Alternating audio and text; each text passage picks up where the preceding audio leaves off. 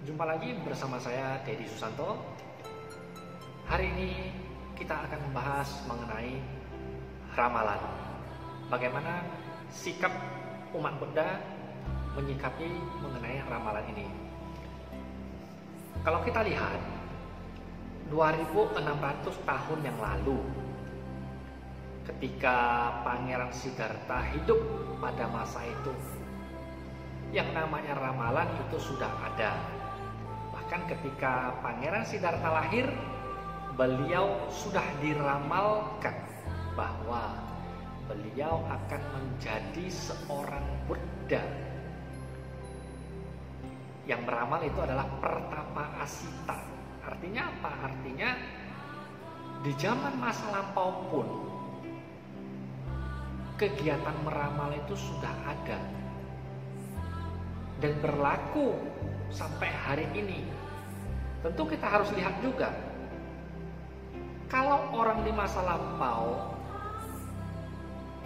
mereka meramal, itu ada kemungkinan bisa terjadi karena mereka memang adalah seorang praktisi meditasi. Mereka adalah orang-orang yang menekuni dunia spiritual seperti meditasi. Karena apa?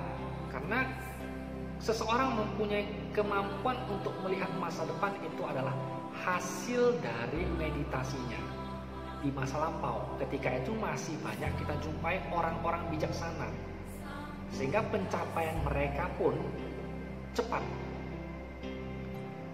Perkembangan batin mereka waktu mereka bermeditasi itu cepat. Berbeda dengan zaman sekarang. Di zaman sekarang orang meramal itu untuk apa? Cari uang. Dan kita tidak bisa percaya 100% ramalan mereka. Apakah di dalam ajaran Buddha itu ada diterangkan secara spesifik mengenai hal ini? Tidak ada. Tidak ada secara spesifik. Cuma kita tahu, di dalam kita belajar ajaran Buddha, apalagi kita melaksanakan ajaran meditasinya, maka kita punya kemampuan seperti itu. Lantas di kehidupan sekarang ini, di tahun 2020 seperti ini sekarang, apakah kita harus percaya? Saya rasa tidak harus kita percayai. Sikapi saja dengan positif. Kalau ramalannya bagus, percayailah. Sadukan, kan gitu. Kalau ramalannya bagus, ya mudah-mudahan terjadi, kan begitu. Kalau ramalannya jelek, ya boro-boro. Doakan supaya itu tidak terjadi. Dan di dalam ajaran Buddha, saya menghimbau kepada kita semua untuk menghindari yang namanya kegiatan ramal-meramal. Nggak usah, nggak perlu itu. Jalani saja hidup kita itu dengan baik. Belajar saja hukum karma. Hukum karma itu tidak akan pernah mengkhianati hasilnya. Kita tidak perlu diramal atau meramal orang, nggak perlu itu. Kenapa? Ketika ramalannya bagus, mungkin orang itu senang. Tapi ketika ramalannya itu jelek, orang itu akan down. Dari segi psikologi, dia akan turun mentalnya.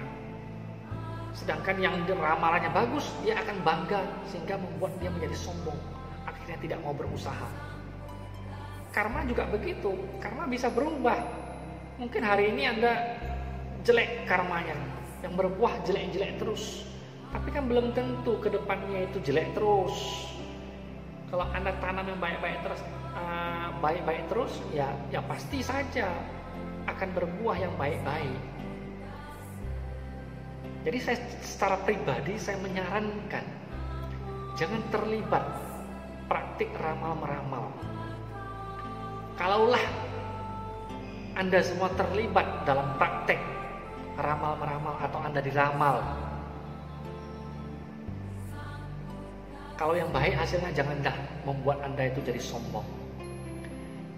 Kalaulah hasilnya itu jelek ramalannya, jangan membuat Anda jadi kecewa.